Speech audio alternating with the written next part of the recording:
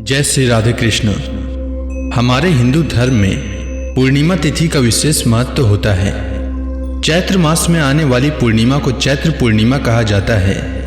चैत्र पूर्णिमा को चैती पूनम के नाम से भी जाना जाता है। चूंकि चैत्र मास हिंदू वर्ष का प्रथम मास होता है, इसलिए चैत्र पूर्णिमा का विशेष महत्व है। इस दिन भगवान सत्यनारायण की पूजा कर उनकी कृपा पाने के लिए भी पूर्णिमा का उपवास रखते हैं। वहीं रात्रि के समय चंद्रमा की पूजा की जाती है। उत्तर भारत में पूर्णिमा के दिन हनुमान जयंती भी मनाई जाती है। चैत्र पूर्णिमा पर नदी, तीर्थ, सरोवर और पवित्र जल कुंड में स्नान और दान करने से पुण्य की प्राप्ति होती है। ऐसी मान्यता है कि चैत्र मास की पूर्णिमा को ही श्री राम भक्त हनुमान जी का जन्म हुआ था। इसीलिए इस दिन विशेष रूप से उत्तर और मध्य भारत में हनुमान जयंती मनाई जाती है। आइए जानते हैं चैत्र पूर्णिमा का शुभ मुहूर्त।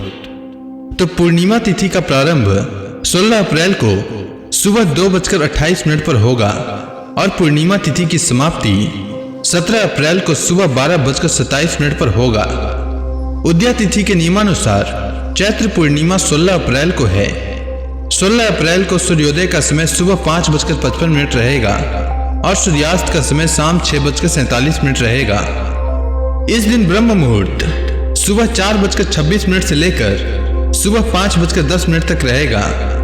इस दिन अभिजीत मुहूर्त सुबह 11:55 से लेकर दोपहर 12:47 तक रहेगा और इस दिन गोधूली मुहूर्त शाम 6:34 से लेकर शाम 6:58 तक रहेगा। पूर्णिमा के दिन स्नान, दान और ध्यान का भी विशेष महत्व होता है।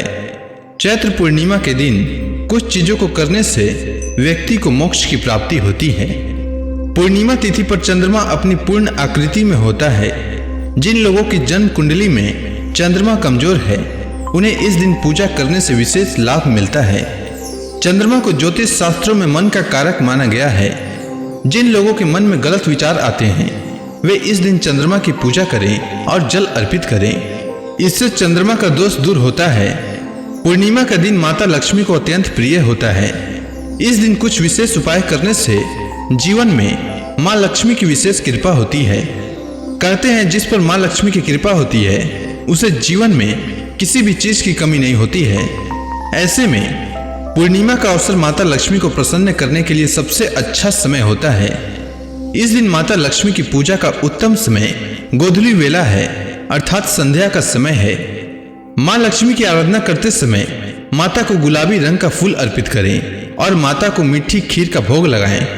पूर्णिमा के अवसर पर माता लक्ष्मी की प्रतिमा पर 11 कौड़ियां चढ़ाकर उन पर हल्दी से तिलक करें। अगले दिन इन कौड़ियों को एक लाल कपड़े में बांधकर अपनी तिजोरी में, यानी जहां पर आप अपना धन रखते हैं, उस स्थान पर रख दें। ऐसा करने से आपके घर में कभी भी धन की कमी नहीं होगी।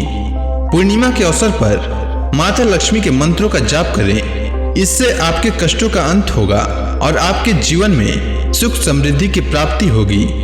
इस दिन भगवान सत्यनारायण की पूजा का विधान है। पूर्णिमा के दिन भगवान सत्यनारायण की कथा और पूजा करने से शुभ फल की प्राप्ति होती है। साथ ही इस दिन सुख शांति के लिए भी विशेष पूजा की जाती है। इसके अलावा इस दिन पूर्वजों को भी याद किया जाता है। कहते हैं कि अगर इस दिन पूरे विश्वास और श्रद्धा के साथ व्रत किया जाए तो उसे मोक्ष की प्राप्ति होती है।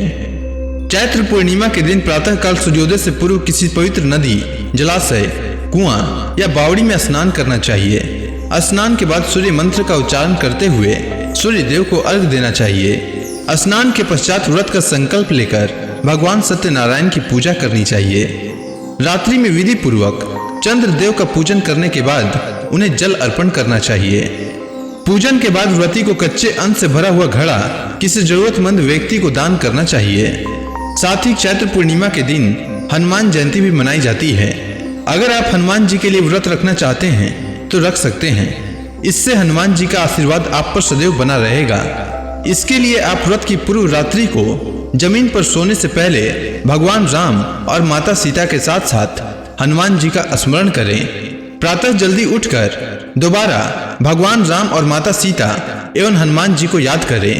फिर स्नान ध्यान करें। इसके बाद हाथ में गंगा जल लेकर व्रत का संकल्प करें। इसके बाद पूर्व की ओर हनुमान जी की प्रतिमा को स्थापित करें।